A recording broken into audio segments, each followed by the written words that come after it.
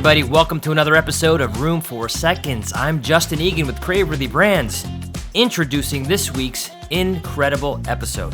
This week, we catch up with Gregg Majewski as a guest on the Restaurant Strategy podcast, hosted by none other than Chip Klose.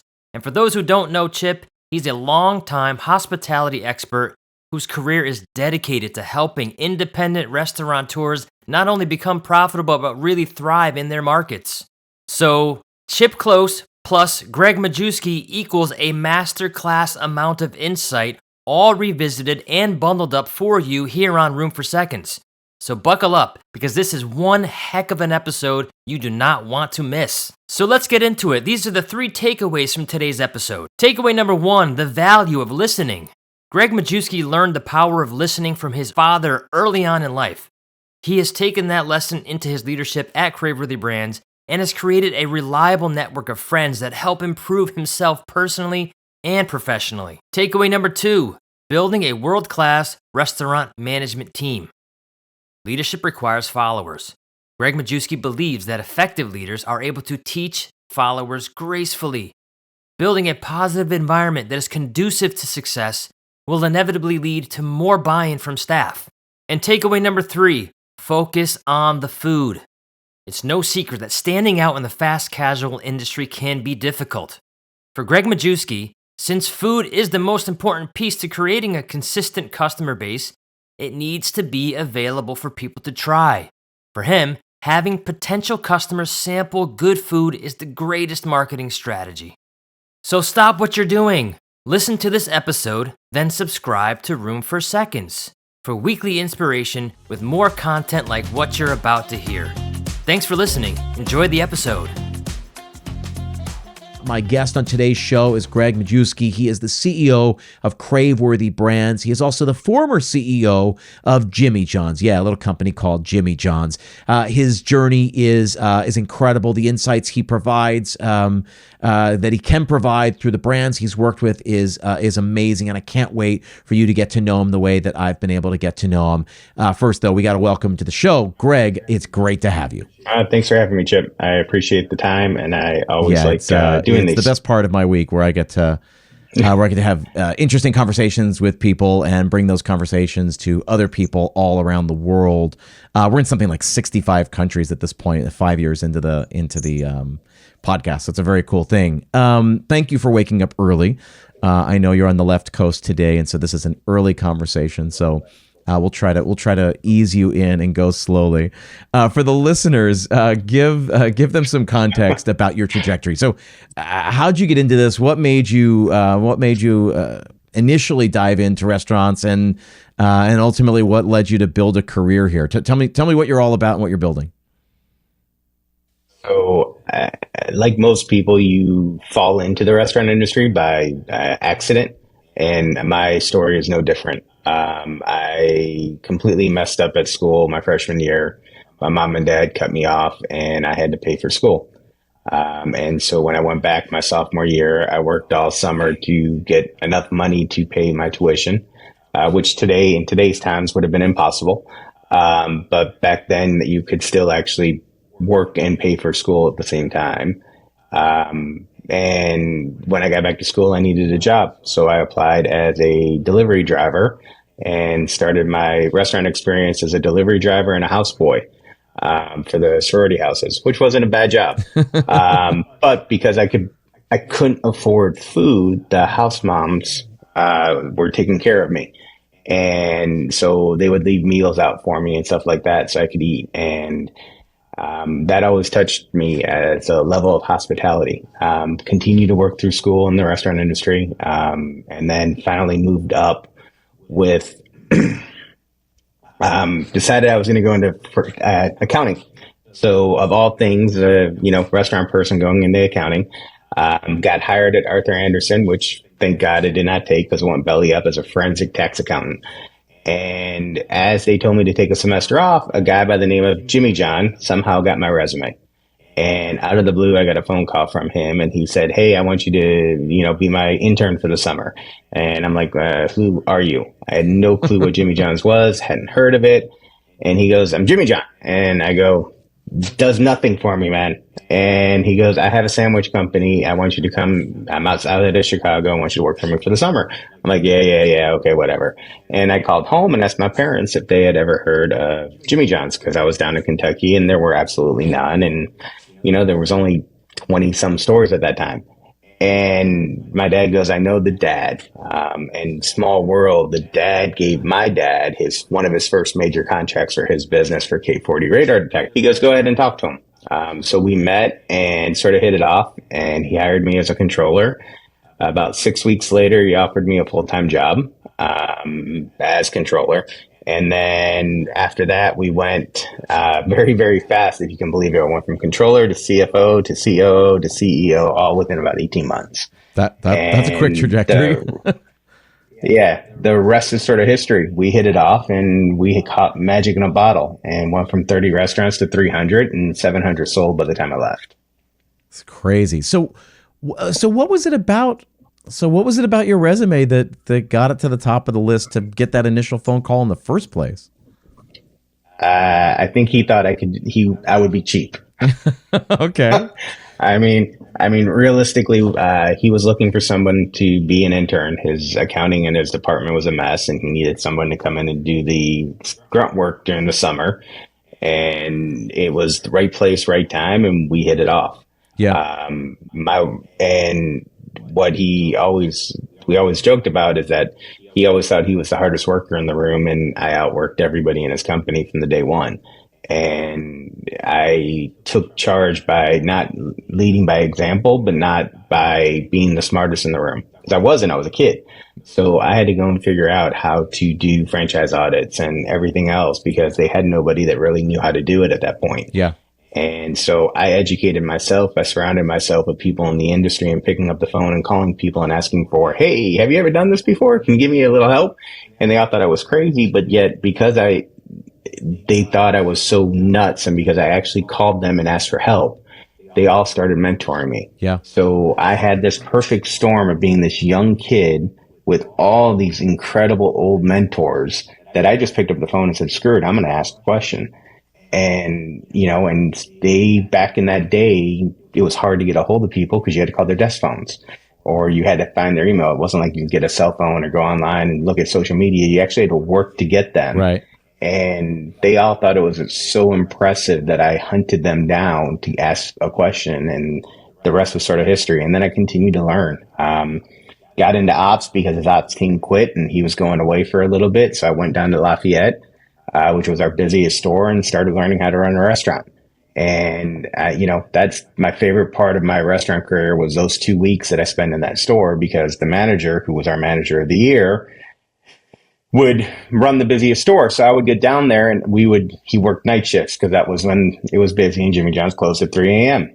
And so he would get there at 4. I got there at 4. The next day I would get there at 3:30 to beat him. So I worked longer. And by the end of the 2 weeks, I was going back to the hotel, showering, going back to my room, sleeping back to my car, slept in the parking lot, so I could put the key in the door and open the restaurant and work open to close to prove that I could run this company. And again, I got the buy-in at that point of ops, because who else is going to do that? Some kid's actually doing it. And I walked out of there and that manager looked at me and said, I got your back. You can do this. And came back and sales started picking up and everything started going really, really well. And Jimmy said, keep going. Yeah.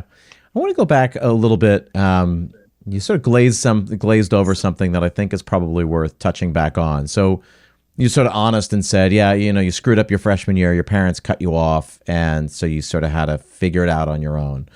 And you also said you sort of, ended up in the restaurants by accident. I think those two things are, one or both of those things are not foreign to a lot of the listeners here. I think a lot of people take the side door or the back door into restaurants. I think, especially in this country, it ends up being something you sort of fall into, not something you aspire to do, which I hope is changing generation by generation, because I think it is a really good way to make a living. I think it's a really good way to spend a life, having spent the last 25 years doing this. Talk to me about you personally. What changed? Obviously, a lot changed to get you from the place where making mistakes, not stepping up, etc., whatever happened there, to the point where the guy you're just describing here, being the first one in, last one out, going above and beyond. Talk to me personally, what happened there? So, I mean, like every kid, my parents were extremely strict. I was the oldest. I was expected to always be perfect. And so when I got to college, I had a lot of fun. And as stupid as it may sound, is that I did not read the syllabus my freshman year. And I would go and take the test and do very well on the test and actually A's on the test and never show up to class. But I didn't read the fine print that if I didn't show up to class, I lose 10% after so many misses every to miss class. So all of a sudden I got my report card and I'm like, no problem. I was so happy. I remember going up and my parents opening. I'm like, I did great. I showed them all the tests and all that. And I failed everything except one class. And they're like, I'm like, no, here. And they go, what did you do? And I looked at the syllabus and, oh, crap.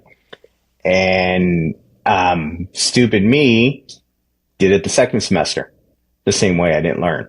And so when I got home that semester, my mom and dad looked at me and said, we're not paying for college. And I was the first one to go. So it was really, really important to me that I didn't let them down. And my parents built the work ethic in me from day one because my dad was not home when I was growing up. He was building his company. He would come home, eat dinner with us, and go back to work. I always saw him being gone and always working. And it just installed that work ethic in me that I let him down. And so when I went back to school, I did everything in my power to make sure that I would never let them down again. And that was sort of my motivation. And I wanted to prove to everybody I wasn't a complete screw up. Yeah. Because everybody, they were talking and I let them down. I embarrassed them. I remember going to dinner, right after I got back in May, and his best friend goes, oh, your dad talks so proud of you. And then you screwed this up brutally. And I'm like, oh my God, I embarrassed him in front of everybody. And that was like the eye-opening experience that my actions cause effect to everybody and that your parents are your biggest cheerleaders. And, when you hurt them, you hurt yourself. And I never wanted to do that again. I bring all that up and I appreciate you going a little bit deeper there because, again, I think the story probably resonates with most people listening, if not everybody listening. The thing about the restaurant industry is that is a very low barrier of entry, right? Which I think we all know. But I found this with myself early on in my career. Like I did not come to New York City to pursue a career in hospitality. I fell into it. And, 10 years into my career, I looked back and I was like, whoa, look at the opportunities I've been given. If you present yourself as sort of hungry and capable and sort of passionate, you'll be given opportunities. I was given opportunities in this industry that I would have never been given in other industries. And for a while, I turned my back on that for other personal reasons and all of that. But at a certain point, I looked back and I was like, whoa, whoa, whoa, whoa, whoa, whoa.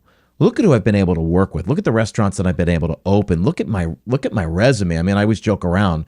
At this point in my career, I look back after 25 years in the industry, really 20 years in operations in New York City. Like, I got a dozen Michelin stars. Like, I've worked with these James Beard Award winners. I've been tapped to open Relais and Chateau properties. Like that's not a small thing. And it was because I presented myself as capable and willing to learn and all of that. And I think that's true for a lot of people coming up through this industry. Like, you can pretty much do anything in this industry if you want it. And the other thing I want to go back to is that you had sort of the pluck or the gumption to pick up the phone and call a bunch of people and ask questions, which I admire because I didn't do that a lot early in my career. I felt like it was a fake it till you make it kind of thing, that I had to prove to people that I was worthy of being there, even when I very much wasn't. And I had to just sort of learn as I went along, and I sort of made more mistakes than I probably had to. And it wasn't until, I don't know, my fourth or fifth restaurant that I ended up working with really my first mentor, who taught me a lot of the things that I really needed to know. And I wished that when I was younger, I had the wherewithal to ask more questions and just be a sponge to the people that I was working under and that I was working with. So that's something that's worth highlighting here, that I think, with age comes wisdom. But you sort of had that wisdom earlier on in your career. And so I hope other people listening to that hear this, because I think I think in this industry, people are only too willing to share. Do you find that? So I walk into every room thinking that I'm the dumbest person in the room. And I hold that because there's something I can learn from every interaction that I have every day. And it could be the smallest thing, from learning from the dishwasher how to wash dishes a little faster, or, hey, how to clean the grease trap. I mean, you can learn from every level of every position that's in every industry. And I think people forget that. And you can glean something that can make your company better every time you go somewhere. And I learned a long time ago from my dad, again, and from others, that you have to listen to everybody, and they may not be right, and you may end up helping them, or, help pushing them or give them advice, but you're going to get something out of that conversation that you can use to make yourself better. 100%. And that's sort of the way that I focus day in and day out on where I go and why I surround myself. And I have the friends that I have in this industry, because each and every one of them give me some sort of advice every time I talk to them to make my company better or make myself better, both as a person and as a leader. And you can never have enough people around you supporting you and being there for you. And that's the most important thing about, and what's so great about this industry is that everybody is willing to do that.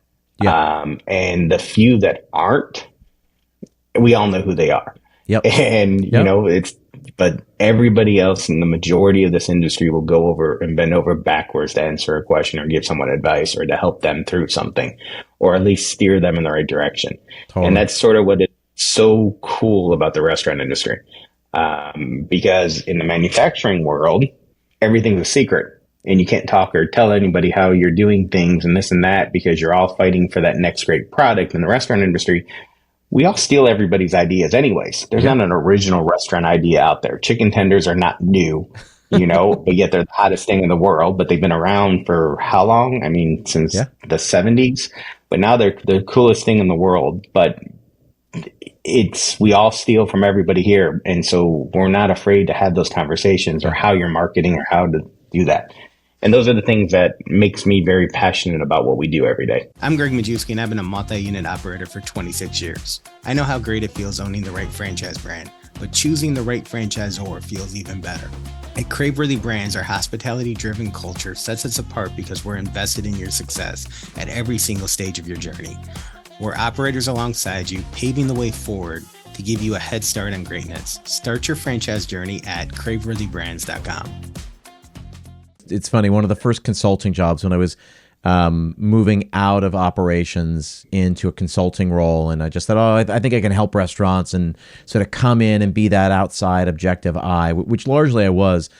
The first contract I ever did, I saved this company almost $250,000 a year, simply because I sat down and had conversations with the dishwashers and the porters to better understand their job. That this restaurant was open for 15 years. For 15, 16 years. And everyone had just told them what to do. Nobody asked them what we think we could do to make it better. And it like never dawned on them that these guys who were in the trenches working 14 hours a day back in the dish pit might know more about their job and the efficiencies of the machines. But everybody had always said, just told them, don't use so much soap, don't use so much water, don't, make sure you put them here. Everybody was always telling them what they were doing wrong. You didn't stack the dishes right. You didn't use too much soap. You used too much water, etc. They would everybody would always tell them what they could do to do it better. And nobody stopped and asked, hey, what do you think about your job? How could we help you do this better? What if I could, and largely it's what we did. And we ended up coming up with a sort of a new way of scheduling and cross-training, which helped us keep dishwashers for longer, because we gave them sort of, I always call it the path to citizenship, that there was a path then to go from porter to dishwasher to prep cook to line cook to sous chef to CDC. That we gave them a path forward, and it was simply, it began by understanding what they did on a daily basis, on a minute-to-minute basis, and how we could help them do that more easily, more efficiently, and ultimately more effectively, to use less labor hours and support the people who really wanted to be there, and give them the people who can't. I mean, literally, it was like an hour-long conversation with two translators. I mean, it was an hour-long conversation with two translators. I'm telling you, one in Creole, one in Spanish. And we learned more over that hour about their job and the machines and what drives them crazy and what they needed to be able to do it better, when their slow periods were. And when we looked at it, when we laid it all out, we realized, well, the slow periods here are the busy periods here, right? For the dishwashers and the porters. And what we ended up doing was merging these roles, and we merged dishwasher, porter, and prep cook for two of the positions. And so we learned so much in an hour simply by walking into the room and saying, let's assume I'm not the expert here. Let's assume I don't know anything about this. But by understanding these three departments, which were so interconnected, we were able to cut significant amount of labor and cleaning supplies and on and on and on. It was a really cool thing to see, and a testament to exactly what you're talking about. And I mean, again, you can always learn. Yep. So we have a rule in my company that we write our systems, and we always look at it: is it a system fail or a user error? Do we not follow the system? And if the system fails, we rewrite the system. And if it's if it's in a user error, we coach and get them to be better, or find out what we can do to make that system work better. Yep. And then every month we start our ops meetings with, okay, let's go through the systems. Which systems do you think are punch lists that we need to tweak to make sure that we're cleaning the bathrooms better, or clean this better, or do this better? And our best ideas continually come from our employees because they're the ones using them every day. But if you don't have that sort of communication with them and tell them it's okay to get in and get dirty and tell you, no, this is written horrible, this doesn't work, it's not how we do it, they're going to continue to just not follow it and do it the way they think's better anyways. Yep. It's so funny. I run a mastermind program for independent restaurant owners. To date, we've got more than 100 members in the program spread across 3 different groups. More than anything else, it ends up being executive coaching. We're helping these restaurant leaders be better leaders for their people. And one of the things we constantly come up with, and now my people know what my answer is always going to be, but it always starts with something, something along the lines of, how do I get people to fill in the blank, show up on time, not use their phones, do the SOP the way it's supposed to be, everything. And I said, we have to stop telling them what to do, and you've got to turn it around and ask them. And say, hey, I wrote this thing, right? We wrote this thing because it would be the best, but it seems like that's not working. So what should we do? And I always talk about system. A system only works if it's tethered to a goal, right? And we say, hey, this is what we're trying to accomplish. A system is just a repeatable set of actions. So we're going to do the following things to achieve this stated goal. So as long as everyone's clear on the goal, hey, we're trying to find the most efficient, most effective way to do this task. That's the goal. We came up with a system for it, but you tell me, is there a better way to get to that goal? As long as we're all focused on the goal, which is to keep labor down, to keep our, ordering in check, to maintain pars, to put out the best food as quickly as possible, whatever it is, make sure we're tethered to the goal, and then put it to your team, right? So rather than telling what to do, ask them, say, so what else should we be doing? What have we not thought of? How do we improve this system? And just simply by asking questions like that, it puts all the ownership and all the buy-in on them. And you sort of understand who wants to be there and who doesn't. Either someone's going to say, oh, okay, great, I'm glad you asked. Well, actually, it doesn't make sense that we do this. We should do that.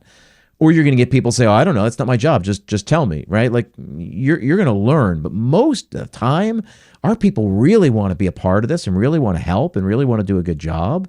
I always say it's a great way to get management, rather than, upper leadership pushing down to the management at the store level and management then pushing down to the line level employees. Like, just present the question to them. So our goal is to get, cut labor by 3 points. What do you think we can do? Come back with a bunch of ideas. And when they run back and, when they run out and come up with some ideas and come back, well, then they're part of the process, which ends up, it ends up changing the dynamic of any store. 100% agreed. And when you give them goals to manage to, the good ones always find a way to get there. 100%. It's one of the things that we always say. People are like, oh, how do I get my labor in line? I was like, well, first of all, you have to have a clear number of what the labor is. And it's all about education and empowerment, right? You tell someone what it what it needs to be, why it matters, why it needs to be that way. Here's how I think you can get that way. Here's some tools to do it. But ultimately, I empower you to make the decisions that you need to make to hit the number, to hit the goal that we need to hit. And they were like, yeah, but what if they can't do it? And that's where you come in and you say, if you need help with that, if you need guidance or, two heads, put our two heads together, fine. I said, but what I think you're going to find is most of the problems will solve themselves when you just give a very clear goal and you say, I trust you. I am empowering you to make the decisions that need to be made to hit the stated goal. Our goal is labor at 29%. Great. This is a number. Here's the revenue we're projecting to do next month. Here's the number, what 29% is. You figure out how to get there. I trust you. And it ends up giving them better jobs than just having to sort of like, turn the dial, press the lever, make the widget. Is that they get to make, they get to bring creativity and all of themselves to the process, which again just changes the dynamic of the store. And the more you can get an employee or a group to buy in the store in itself, the greater success you're going to have running any business. So, and that all comes from the leadership, and the owners have got to be, instead of being raging lunatics because they didn't hit a number or, throwing pots and pans like you hear some chef stories out there. If you can calmly teach where you want to go, people will follow, and they follow people that want to actually help them get better and people that motivate them by doing things the right way. Yep. And so many times in this industry, we have heard those horror stories on why we don't get the best talent to come into restaurants. It's because it's not a glamorous job, but yet what's funny is that it can be an extremely glamorous job once you start 100%. building. I believe that. It really can be. It can be cool. Should be cool. Mm-hmm. I think it's cool. It's one of the best jobs because every day you get a different interaction. And there's not many jobs out there where every day you get to touch somebody's lives in some which way or form. And I tell my team all the time, if you can walk into Disney World or you can walk into Disneyland and that staff has always got a smile on their face, how many times they've got to smile and wave and say stuff to employees. If they can build that type of culture and that environment, we can definitely be able to do the same type of thing in the restaurant industry. And when you have an opportunity, when they pick you to make life special, to make a memory for them, because we're an experience. Well, that's that owner thing, right? That like when you have ownership over a place, you realize that you live and die by whether people decide to come in, right? By how many covers you do, and how much they choose to spend with you that night. And every owner that gets it, that I've ever talked to or worked with, gets it, right? And they say, like, I'm profoundly moved that given the dozens, hundreds, or thousands of choices in my market, this person decided to walk in here and trusted me with their anniversary, their birthday, or just their dinner on a Wednesday night. That they could have gone to the supermarket, they could have made food at home, they could have picked up takeout, they could have gone anywhere else, but they chose me. And I think that's I'm profoundly moved by that somebody chooses, with my group. Whenever somebody raises their hand and says, hey, I'm the expert in this place, but I need help in this area, and I think you can help me, I believe you, I trust you, I'm profoundly moved by the fact that somebody is putting their faith in me. And it's the same thing with every cover, every single night, everything they order. I always talk about transactions. So there's a talk I give, there's a keynote that I've given a couple of times. And I talk a lot about transactions, right? Transactions, value, and price. And I say a transaction is more than meets the eye, right? We give you this well-cooked piece of halibut in exchange for $32. But there's a lot more that's being traded, right? On the merchant side, it's the chef's experience, their expertise, their taste, right? That the skills that go into not only like coming up with the recipe, but then actually shopping for it, prepping it, executing it. And guess what? Then we clean up afterwards for them, right? So you just have to come in, order, eat it, and then go, right? There's a lot that goes into that halibut beyond just a well-cooked piece of halibut. And then on the side of the consumer, right? This goes to what we were talking about. Money is renewable. We can go back to work tomorrow and make more money. I'll replace that $32 that I spent on the fish. But time, attention, and trust are the three most valuable resources we have right? We have limited time on this world, right? I can't give my attention to too many places, right? If I give my attention to this place for dinner, I can't give it to the place across town, right? And then the last thing is trust. And I always say this when I give this keynote. I said, how many people here like hamburgers, right? And everybody raises their hand. I said, okay, I'm going to ruin hamburgers for you right now, right? I'm warning you. I said, how many people have ever ordered a hamburger and it arrives and you take the bun off and you start picking apart you put your fingers through it and pick all the ground beef apart, right? I said, I don't think anybody, I've never done it. I've never seen anybody do it. And yet I think all of us in the room understand how easy it would be to put a bunch of broken glass into a hamburger.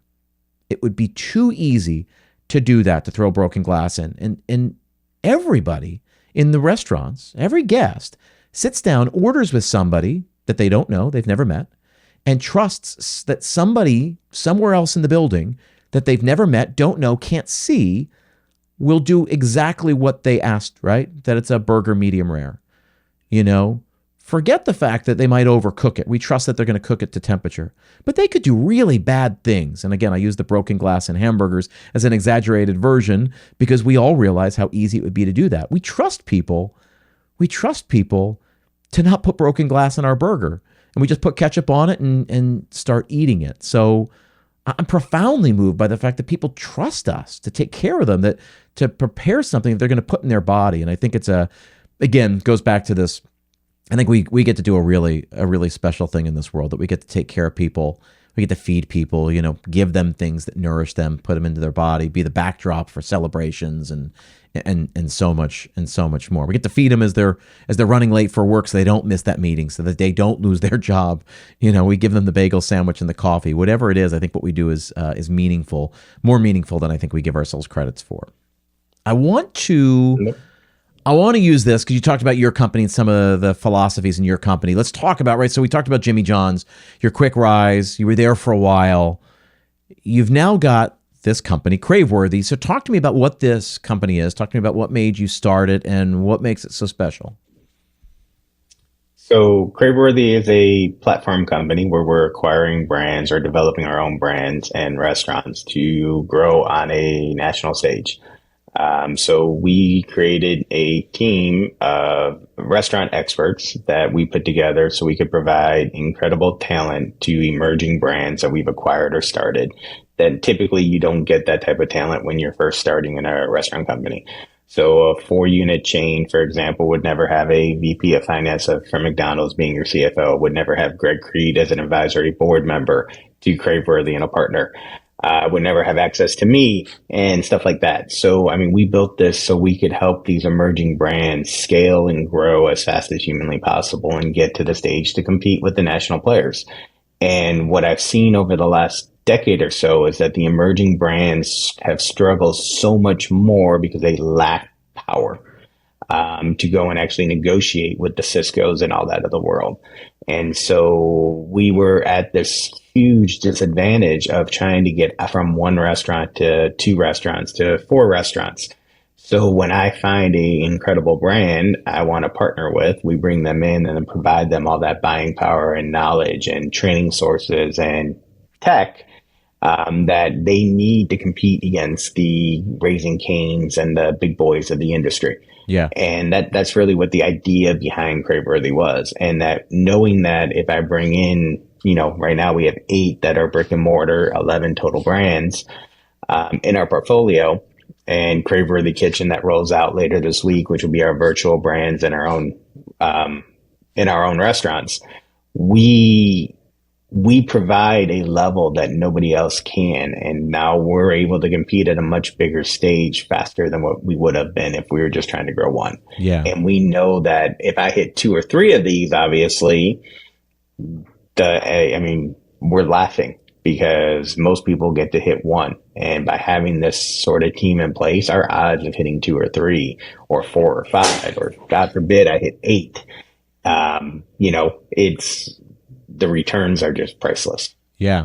So talk to me about what you look for with a company, with a brand that's poised to grow, that's poised to explode. If that's what you're looking for, as I'm sure a lot of people will be listening to this and saying, yeah, how do I know when I'm ready for that growth?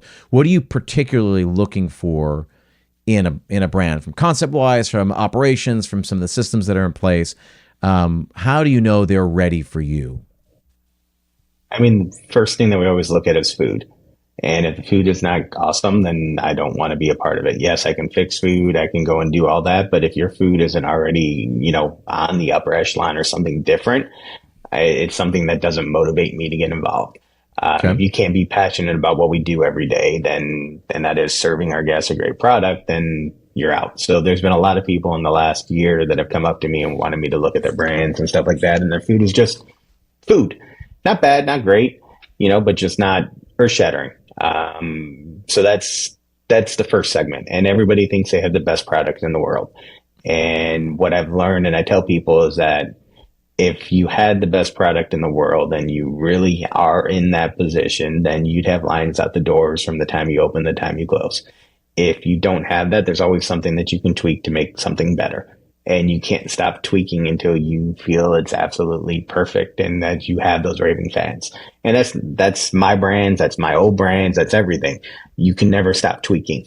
You got to continue to evolve and make yourself better, because there's already somebody out there trying to catch you. And so you got to continue to improve. The other one is that it's got to be a brand that has white space. So it has to be in a segment that there's either a giant that's already done the work and has sort of made this food what it should be, so you can go in and be the number 2 player and have this white space to grow and sort of compete. Or you've got to be something so new and different that there's nobody else out there that you can become the dominant player right away. And those are the things that I look for in the brand. I can fix branding, I can fix marketing. Those are all easy, low-hanging things, but you've got to have that sort of feedback and deal that is different. And it when you see it. So Yeah. I came out to Portland to look at a brand, and I had no desire to want to like this brand. None. I came out as a favor. And I walked in and I was thoroughly impressed. And then I tried the food and I can't stop thinking about it. So all of a sudden they have something now that I was like, okay, I wasn't going to be looking for anything else, but this may be something that I want to go into and bring into the fold, because it's unique, it's different. There's only a couple players in the segment, and his food blows them away. Yeah. And those are the things that I look for. Yeah, it's great. So maybe you can't talk about that one more specifically and name it, but can you give me some examples of, because I love this idea that food's got to be great, but then there needs to be white space. Either there needs to be a huge player that's already sort of created the market and you can be the second player, or that there's all this white space that there is no number 1 player. Can you give an example in each of those from somebody who's in your portfolio? Yep. So let's look at Genghis Grill for an example in the Asian stir fry. There's a lot of Asian and Chinese restaurants out there, no doubt about it. What makes Genghis so special is that we cook all that food to order. And we have a create your own style where if you want to pick and make your own meal, you can. But we also introduce these incredible chef bowls and these incredible curated bowls that we're able to still have that experience and cook it to you in under 5 minutes and get it out the door. There's no other competitor out there that's able to do that the way we do in that type of environment. So the white space on that is so huge that it excites me. Mm-hmm. Obviously, I like the curated bowls because I control food cost, and the create your own, I don't. But I'm able to cook those meals in 5 minutes or less and make them something special.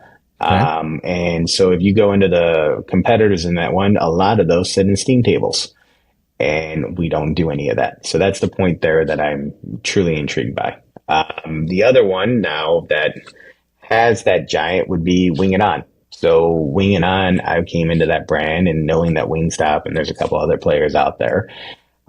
In the wing segment, why would you dare go into wings? It's so hard. Well, very few brands, and actually none, have ever won the best wing sauce in America 2 years in a row. So that gave us a avenue and something that the food quality was significantly better than what else was out there that I was able to use. The fact that Matt and his team were so passionate about their sauces and their wing product, that gave me hope that we could be something different. And I knew then if we could put in the tech and the marketing and everything else, that we could quickly compete and scale because we had an incredible product. Yeah. So those would be the two sort of unique examples. And then just this past week would have been Dirty Dough. That we just acquired a significant stake in. But that was, again, because that was Cookie Wars was not something I ever wanted to be in, but because they own the production facility, which nobody else does, and they produces that product, it gave me an avenue into CPG and controlling my cost and doing things differently than anybody else that is out there can. And that's why we like that brand. It gave us something else that was so unique in this incredible product, and they stuff their cookies and do something different, and their machines are different. But because they own their own production facility, it now gives me another avenue that made me very, very interested in what we can do and grow on different channels outside of just brick and mortar. Yeah. So talk to me now. You've mentioned tech a little bit, and I know this is something I definitely wanted to get to here because it's something that you think about, as I understand, pretty deeply. And you talked about, hey, marketing is something I can fix. The tech stack is something we can apply to it to help it grow. Talk to me specifically how you think about technology and how technology can help accomplish all of your larger goals for a brand. So I think technology has to be seamless, and it cannot be burdensome on the consumer. That's first and foremost. I do not believe in mass kiosks. I don't believe in taking away the hospitality component of what the restaurant industry is. So there's a difference between me being all in on tech and losing hospitality. If tech hurts hospitality, I don't want the tech in the industry because we're a hospitality industry. And so I have that sort of fight continually with my team because you can save labor by putting screens in and stuff like that, but you don't get that interaction or you don't get that memorable experience with the guest. So that's the first and foremost component of where we have to be with tech. It has to be seamless. It has to improve hospitality, and it has to give my consumers a ease of use. And so with that being said, we look at ways that tech can help on the ordering experience when you're outside of the dining room, when you're ordering to go, when you're looking at marketing tactics, when you're looking at how do you get to know who your customer is and what kind of data you can be driven from it. How you market to them, who's coming in, how often are they coming in? Those tech ideas and those tech processes are the most important. It's not to me as important as having a robot pushing my fries into the fryer. Right. Is that a great way to use new technology? Absolutely. And it's behind the scenes where you can go ahead and use tech all you want because it's not changing hospitality. But it's important that we look at it in a way that makes life easier for your consumer. So when we look at installing a piece of tech, and what happens in all these restaurants right now is that, it's a new shiny thing, let's jump into it and use it. And all of a sudden you have your SaaS fees, and all of a sudden you're realizing you're spending almost $1,000 a month in all these different fees, and you're not only using part of every system. We look at it and we get the same thing. We get this new shiny thing. We try it, we see it, but we only use a third of what it does. Why have it? Let's go find something else. So make sure that when you look at tech that you're going to use all of the service and that you actually have a need for it and that your current stuff doesn't have the capabilities of doing it. What most of us forget is that most of these companies are expanding and fixing their products so fast that you can stay with one provider and do so many things. Yeah. So our loyalty provider is our text provider, is our email provider, is our, customer database provider. It's all in one because we went with a certain loyalty program. Our POS is now the same POS across the board, and it's not a high end or expensive POS. It's an ease of entry, and everybody can get it, but you can use it and get it seamlessly. Other pieces of tech that you need to have, and those are the things that we look at. And especially with geofencing and when food should be ready and how soon should food be ready so it's sitting there hot when a customer walks in. Those are all incredible ways to use tech every day. Yeah. Talk to me about what are the non-negotiables when it comes to tech? Because a lot of people now talk about their tech stack, right?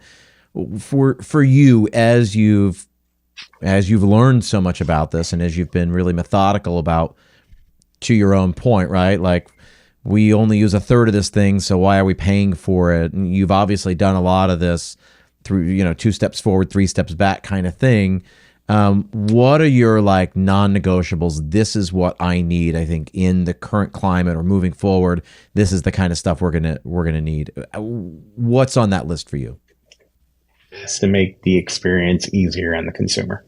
That's the number one thing. If it does not provide that, then we can't move forward. Yep. The second one, which is as big, has to make my team's lives easier, and it cannot be cumbersome to use that they don't want to offer it or use the technology. So they're like 1 and 2 in the same sort of boat. Can you give me, and I'm happy if you want to share sort of who you're, what products you're using and things like that, or if you'd rather, keep that hidden, that's up to you. But can you give me examples on each of those things? What's a piece of technology brought in that streamlined the user experience, and what's a piece of technology that you use that makes your staff's lives that much easier? So we can all talk about tablet hell. Every restaurant has been in that sort of position. So the introduction of going to and making all these brands use Olo, for example, in being our partner so we can get rid of tablet hell, talk to our POS, and get our order seamlessly, that would be the easiest one that most people can go and do. And there's other companies out there that can help you do that, Instant TVO and so on down the line. I mean, there's a lot of them out there. We want Olo because it does the web, it does this, and it provides so much more. And at our size, we felt it was the best deal for us. But again, tablet hell is the biggest and easiest one that every restaurant should go through and fight through, because every manager, every employee hates looking and pinging that damn tablet that's pinging for an order. That's right. So if you don't take care of that order, you lose revenue. And if you don't acknowledge it right away, and you don't then service that, you're going to lose potential. And so every restaurant faces that because no server or bartender wants to put in that damn order. So that's the easiest one. And then we took a gamble with another company, and I'm not going to mention it because the technology is outstanding, but we added another tablet to our process. So it took an extra step for the team to click it every time when they start the order to start the process. And we thought it's great technology. It's geofencing and tells my customer that the kit orders in and all that. But it wasn't seamless with our POS, that we had to go and hit something else every step of the way, or when it's done to alert them that it was taking them and they were forgetting to go and do that. Again, great idea, but did not work integrated with our current KDS system, that it was another step that we had to go through. It communicated with it, but we couldn't bump out the KDS or acknowledge it, that it just did not work. And those type of things I was all for that technology, because I want my food to be so perfect and so hot and not be waiting and sitting in shelves and stuff like that, having to remake it all the time. I wanted to fix all those things. But because it could not communicate with my POS and I had to take that extra step, we've killed that deal. And those are sort of the biggest, obstacles that we go through. I mean, and then obviously you can go and you got to have a loyalty program, but when do you have a loyalty program? And I get that all the time from people that have 1, 2, 3, and 4 stores. And I need a loyalty program. You don't need a loyalty program when you have 2 or 3 stores. You need a email campaign, you need a text, that type of stuff. And you can build that with a loyalty provider, but loyalty is expensive. It cost us, 150 to 225, 250 in some brands a month, for that monthly loyalty fee. You don't need all that yet. Build your systems on basic. Get email first. Well, nobody opens email. Now they still do. They may not open it. They still see it, and that's what people forget, is that open and seeing is 2 things you can never measure. Then go text. Then once you actually get going and you have multiple units and more than 2, 3, or 4, then you start looking at loyalty programs. And there's chains out there that have 19, 20 stores that should not have loyalty yet because they're spread out. Loyalty is not the glove fit that everybody thinks. Now, when you have more than that, loyalty makes a lot of sense, because you have use and everything else. But today's restaurant and the smaller restaurant individuals jump into these things because they see the big boys doing it. Yeah. And they bury themselves with costs that they shouldn't have yet. Yeah. And, let's talk about, I say this a lot to clients. Let's go back to the very first loyalty card, right? Very first loyalty was the punch card at the car wash. Very first loyalty was the cut out the coupon on the top of the pizza box, collect 10 and you get a free cheese pizza. Like I'll tell you, so we just moved out of New York City, out to the New Jersey suburbs last summer, and the previous owners of the house left us 30 cutouts from the pizza box and the pizza place they love down the street. And it was in the drawer, like every kitchen has a junk drawer. And so as we were moving in and we opened it, I was like, oh, look at this. And there's a little note and it says, there's lots of great pizza in the area, but this is probably our favorite. And we decided to save these up and leave them for you. So now you get your first 3 pizzas free from this place. We were like, nice thing to do from one owner to the other. But like, also, like, that was loyalty, that was marketing, that was the company, the restaurant, helping them evangelize for something, that these people already loved. And it didn't take a lot. And guess where we order from, 9 out of 10 times now. Like, it's the first place we tried, and we've tried other places, and we always just sort of go back to that place. It's like, because we had 3 free pizzas. Our first 3 orders were free. So, like, that kind of stuff, that kind of stuff's easy. That helps. That kind of stuff's easy. So it doesn't need to be, I always say when people are thinking about a loyalty program, I say, well, what do you want it to do? And they always go, well, I mean, we want it to bring people back, of course. It's like, okay, so let's get laser focused. Let's make sure we understand. We want to get customer retention. We want to increase frequency. So again, this is that systems and goals. If loyalty, if having a set loyalty program is the best or only way to make that thing happen, then we should do that. But let's make sure we exhaust all the other things we can do to increase frequency or to increase the retention, the customer retention percentage in our thing. And we don't necessarily need loyalty for that. That if it's an easy plug and play thing and you just want to spend $150 or whatever, okay, but I'm not sure that at $150 it's doing what you want it to be doing, as well as maybe some other things like a punch card. Correct. And I mean, and restaurant people think the fix is always easy marketing or spending money on marketing. Most of the best ways to build a market or a restaurant is the old fashioned pounding the pavement and handing out samples and handing out menus and handing out, come in and get this for free. If as you open, the greatest way to attract and the greatest way to build a store back is you got to let them try your product. Right. And how do you go and do that? And we have this conversation every day with my managers, is that I expect them to hit X amount of businesses and homes every day and drop off X amount of food drops every week. And we do that because we have to stay fresh in our markets day in and day out. And I believe my food is what's going to attract people to come in. And I believe the level of service that we provide, it's hard to be different in fast casual.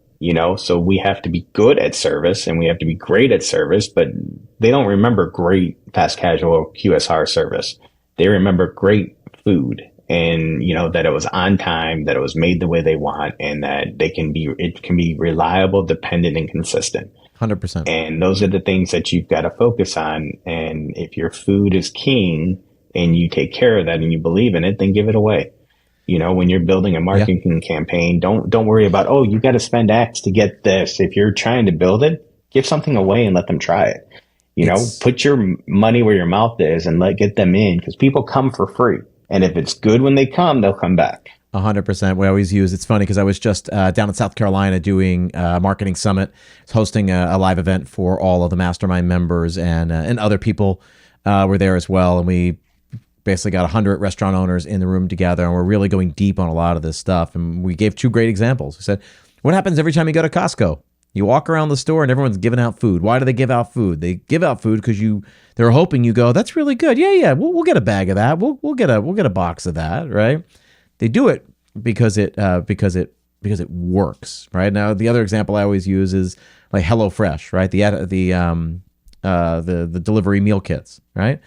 They give away the first 3 weeks because they know you're going to fall in love with it over the course of those early recipes, and you're going to have fun and you're going to enjoy it. And they know that giving away 3 weeks worth of food works. And I did a case study when I was in business school, right? That they know on average a new customer will stay for about 32 weeks, right? On average. So would they be willing to give away 3 weeks worth of boxes to get 32 weeks of business?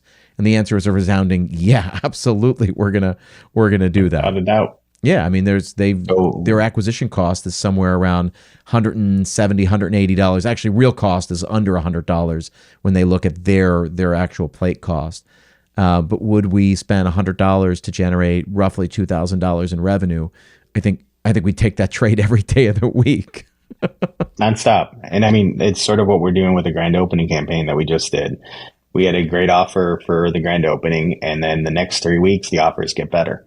But it's a free sandwich, it's a free this, it's a free that to drive that traffic. I'm so confident in what my food is that I will give it away to get people to try it. And yes, I'm throwing out money, and people will say, you're just feeding the masses and they're going to come in.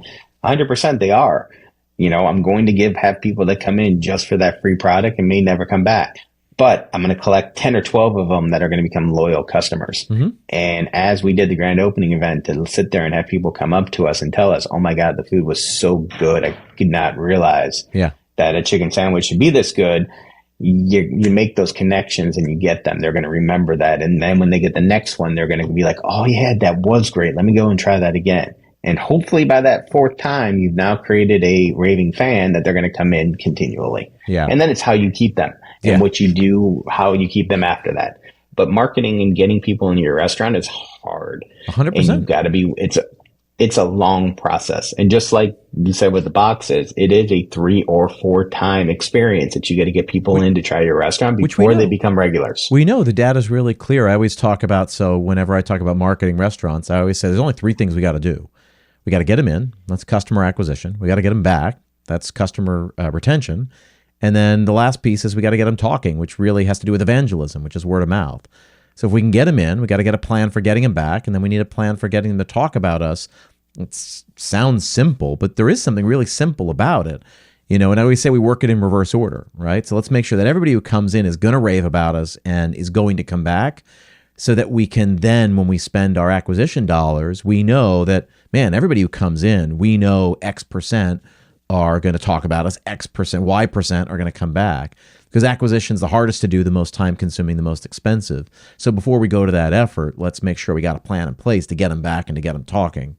And when you think of it in terms of that, because it's all cyclical, right?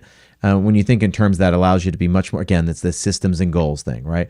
Well, what do I want to accomplish? I want to get new people in the front door. Well, what if I gave away a lot of food for the first 3 days? Well, that would get a lot of people in the door. Okay.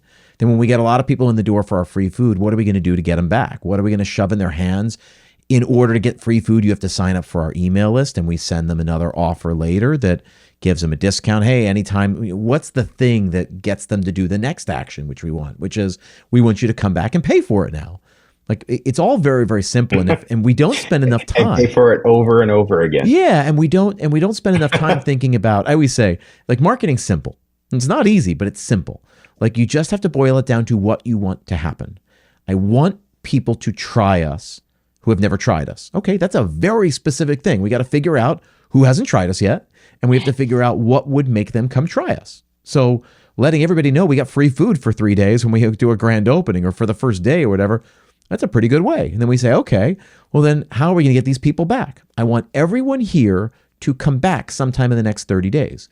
That's a very specific thing. And then we say, well, what could we do, or what should we be doing to make that thing happen? There's 1,000 ways we can answer that, but it begins by answering the only important question on the table. 100% agree.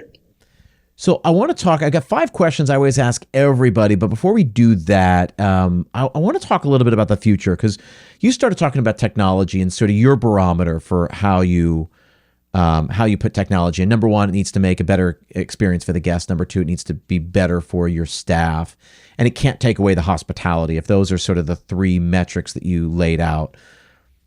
As I look to the future, I see a future that has more technology. And I see a fork in the road, and I see a lot of people are going to be using technology to replace. And I actually don't see it as a replacement tool. I don't see it as a way to cut labor. I see it as a way to use labor better, more intelligently. I see a space in between, let's say, fast casual and full service casual. I see something coming. It's that bar taco model, something like that, where we've seen it in all kinds of other industries, other areas of the world. I'm not afraid of technology, because I think technology is largely better, right? Like, it's better to just pump our own gas. We can figure that out. That's a kiosk, right? I grew up outside of Philadelphia, so I've been using the Wawa kiosks for more than 30 years. It was the first place I ever knew of that had a kiosk. But I get to build my sandwich exactly the way I want it, and I don't have to talk to anybody, and I don't have to fear that somebody didn't hear me right. Like, I put exactly what I want on the damn sandwich. Like, that's a better experience. I think of checking into going to the ATM, I think checking in at the airline, all of these uses of kiosks. I think there is a way to use kiosks and have it be a better experience than talking. A lot of people will argue with me on this, but I think the experience at McDonald's, using the McDonald's kiosks, I think is better than going and talking to someone at the register. I think there's a need for both because there's a generation that wants to have the kiosk and not talk to people. I think the hospitality component of that interaction and saying thank you and, goodbye to a customer when they're leaving is so important. And you're just a transaction if you don't have any interaction. And that's my biggest fear in the industry right now is that I share the fear too. When you can't just be a transaction. So you never have an interaction. You never know that the restaurant is thankful or the staff's thankful that you chose to eat with them. You never get to say thank you. You never get to say hello. You never get to greet them or, tell them goodbye. And our generation in the restaurant industry's job to me is to teach our younger generation how to interact with consumers and people just in their day in, day out lives. And the restaurant industry has always been that sort of, the stepping stone for high school kids and all that, their first jobs. And that first experience, they're all shy and they're all bottled up. And especially in the world today with them all communicating just through cell phones and not even calling their friends, but just texting and stuff like that. We need to provide them the level of social ability that they are able to interact with whoever comes to them. And that's a lost art in the younger generation. So in my eyes, it's so important to install that confidence in them that having less kiosks and still employing that sort of interaction is important to me. I look at my own kids and see that they don't have the communication skills that, my, kids 15, 20 years older than them do. And COVID did a number on them and made it even worse. And that they don't look at people in the eyes and stuff like that. So to me, I want to be the beacon on how to have that there. Yes, have kiosks, have the ordering process be very, very good, but also teach them how to interact with that. If you're going to do kiosks, you got to have someone stationed back there to sort of say, hello, hey, do you need any help? And make it still a function of the need. So you still have some of that. I agree. It's funny whenever I talk about McDonald's, because I think the McDonald's case study is so compelling with what they did when they rolled out all their kiosks. But one piece that really gets lost in the shuffle is when we talk about how the reason that McDonald's rolled them out is because they thought they were going to be able to cut labor. And in major markets where labor was going up, like in Los Angeles, San Francisco, New York, places like that, over in London, for example, it was becoming unbearable, that they originally did it to cut labor. And ultimately, what the case study has shown is that it really didn't cut labor at all, because what they did is they repositioned, at least in the beginning. They took their cashiers and they put them out by the kiosks and they had them as greeters. And they said, hey, how you doing? Welcome to McDonald's. Have you used the kiosk before? It's so easy. Let me show you how to do it. And they showed people, they were there to show people how fun it could be. They were there to answer questions. They were there to get people unstuck. That ultimately that was, and they did that for about a year and a half. And then that slowly slipped away. Maybe that was always the goal, that once people became more comfortable with it. But I really see the opportunity in a full service capacity, right? If we're asking people to order on their phones or on tablets, that what I hope happens is that we're freeing the servers up from the very menial task of having to listen to what people tell us and write it down, and then to go regurgitate that into a computer. That if we just take those two tasks away from them, then I go, great, now what can they be doing? If they're not doing that, then what better high impact task can they be doing? Can they greet more tables? Can they spend more time explaining the menu, answering questions, guiding them through upselling, be there for table maintenance, being attentive to what they need and when they need? That ultimately, the best restaurants that have done this, and the ones that I've worked with, is that we just take that task out of their hands and we basically change their figure eight. Since you no longer have to do this, what are the other things you can do to actually make a better guest experience, drive more revenue, and make more money for the place, make more money for you, make a better experience for the people who are sitting in the restaurant? But I do see that fork in the road, which is how I started this conversation, which I see a bunch of places that are going to try to do it as a replacement piece because labor has become so unwieldy. And I think the only way to move forward is to use it as a way of allowing our people to be more human. And that's really, which is really where I think we're saying the same thing. Like taking an order and typing it into a computer is really boring, sort of robotic work. And after an 8-hour shift, you're sort of like, you're not human anymore, right? And I mean, at a register, at lunch hour, it's like, what do you want? You type it in, you get the payment, you move on. What do you want? You type it in, you get the payment, you move on. And I think if we can free them of that and give them more human things to do, I think ultimately that's better. Gregg, I want to be really respectful of your time. I got 5 questions. Are you cool to answer my 5 questions? Go for it. Great. These are super easy. Tell me the last great meal you had. So it would be actually last night at a restaurant called Cons in Portland. I was extremely surprised by how good it was. Awesome. Love it. Talk to me about one of the last great hospitality touches you've had. So something that went above and beyond, something that made you go, whoa, something, whatever it is. What's the last one that comes to mind? It would have been a trip. I was flying to Dallas and my flight was delayed. And the flight attendants were all off and they were all complaining and stuff like that. And the pilot came over with probably 20 cups of coffee and handed the flight crew that was stationed there, like that was waiting, the flight attendants and all the other pilots and, the jump seats, gave them all coffee and sort of, tried to make their day a little bit better. And I asked him, I go, he goes, nope, I just know that we're grumpy. And, but they all had smiles on and then they all took the very, very pleasant. He goes, but I do it all the time. And he goes, and I win them over and that when they get on a flight with me, they're always going to have that level of hospitality. And I just thought it was a unique way for him to respond because that's not typical in that industry. So easy, right? So easy to do. We know humans. Yep. We know when they get grumpy, we know when they start to flag. Anyone who's got kids knows when it's coming. They know when it's coming. Yep. All right, my third question. If a genie came down, could grant you one wish as it relates to our industry, what are you wishing for?